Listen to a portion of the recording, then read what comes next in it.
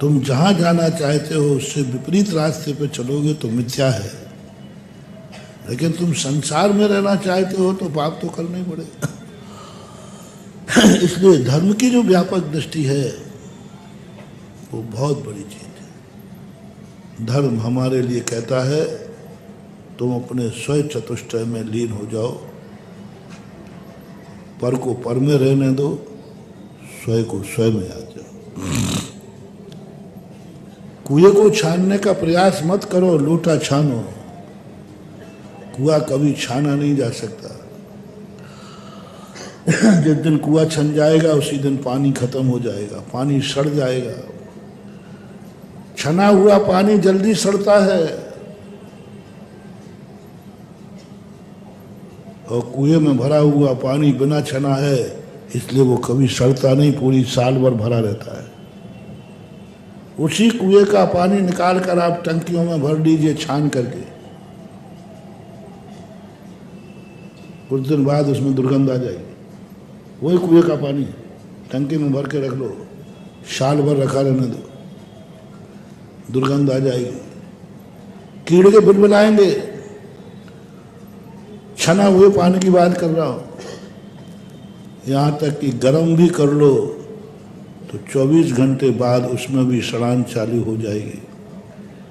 लेकिन कुएं में बिना छना पानी भरा है कब से? जब से कुआं खुदा है, नहीं सड़ रहा है। कुएं का धर्म है कि मैं बिना छना रहूंगा तभी स्वच्छ रहूंगा, और लोटे का धर्म है कि तुम छान के भरोगे तभी पीने लायक है, अन्यथा लोटे का पानी बेकार है। इसलिए कहा लोटे को छानो कुएं को, क्योंकि कुआं जिन दिन छन जाएगा उसी दिन सड़ जाएगा, खत्म हो जाएगा। क्योंकि कुएं के अंदर जो गंदगी है वो कौन खा रहा है? उसमें जो जीव रहते ना वो खा रहे हैं। जिस दिन कुएं में जीव खत्म हो जाएंगे पानी सड़ जाएगा। कितने जानवर कुएं में मरते हैं, वो गंदगी करते हैं, लेकिन कुआं का पानी गंदी नहीं होता। मछलियां मलमूत्र करती हैं कि नहीं, तो फिर वो पानी क्यों नहीं सड़ता? कितनी मछलियां रहती हैं, हजारों लाखों मछलियां होकर के भी वहीं वो मलमूत्र करती हैं, लेकिन पानी गंदा नहीं होता। क्यों? क्योंकि उसमें कीड़े पाए जाते जीव पाए जाते हैं, जीव पाए जाते हैं, और वो जीव के कारण से ही कुआं शुद्ध है, नहर शुद्ध है, तालाब शुद्ध है। उसे छानने का प्रयास मत करो, लेकिन लोटे में पानी लेना है वो तुम्हारा है, तुम्हारे लिए, तुम्हें उसे छानना है। तुम नहीं छानोगे तो तुम्हारा धर्म मिट जाएगा, और कुएं को छानोगे तो तुम अधर्मी हो जाओगे। जो कुएं को छान के भरेगा वो बहुत बड़ा नुकसान करेगा, बहुत अधर्म हो जाएगा, पानी खत्म हो जाएगा, महाबीमारी फैल जाएगी। पूरे कुएं को, दूसरे कुएं को अच्छी टंकी बनाओ और उसमें छान के पानी भर लो, क्योंकि हम पूरे कुएं को छानेंगे। पूरे कुएं को छान मत देना, बहुत बड़ा पाप हो जाएगा, दुनिया में महाबीमारी फैल जाएगी।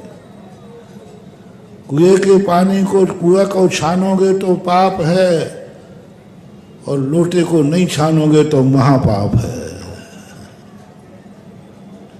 लोटे के पानी को छानना ही है, और कुएं के पानी को कभी छानने का भाव नहीं करना। प्रकृति ने ये नेचर बनाया है,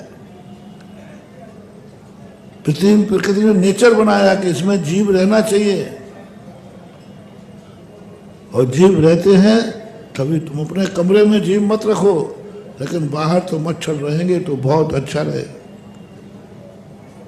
पहले मच्छर के काटने से मलेरिया होता था, आपने उस एनाफिलीज को मार डाला, उसका परिणाम ये निकला कि आज कैंसर, शुगर बीमारियां सबसे ज़्यादा हुई। बहुत बड़ा डॉक्टर था एनाफिलीज नाम का मच्छर। वो जब काटता था उसमें इतना जहर होता था कि उसके काटने से व्यक्ति बीमार हो जाता था जहर का। लेकिन वो साल भर के लिए बिल्कुल निश्चिंत हो जाता था। साल भर में एक बार लोगों को मलेरिया आता था। पहले एक तरह, 2 तरह प्रतिदिन का, प्राय सबको साल भर में एक आध बार, और वो कुंवार के महीने में ज़्यादा व्यक्ति स्वस्थ रहते थे, क्योंकि एनाफिलीज का जो जहर था वो पूरे खून में जाकर के सभी कीटाणुओं को, बैक्टीरिया को मार देता था, लेकिन स्वयं को बीमार तो होना पड़ता था। तो मलेरिया की दवाई तो एक कुनैन की गोली थी, लेकिन आपने उस मलेरिया के मच्छर को मार डाला। अब कैंसर की दवाई एक गोली, मलेरिया कितनी देर में उतर जाता था भैया? एक कुनैन खा लेते थे। ज्यादा ठंड लगी तो 2 रजाई ओढ़ लेते थे, है ना।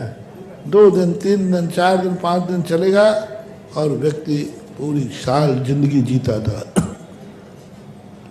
वो जहर था, पक्का है।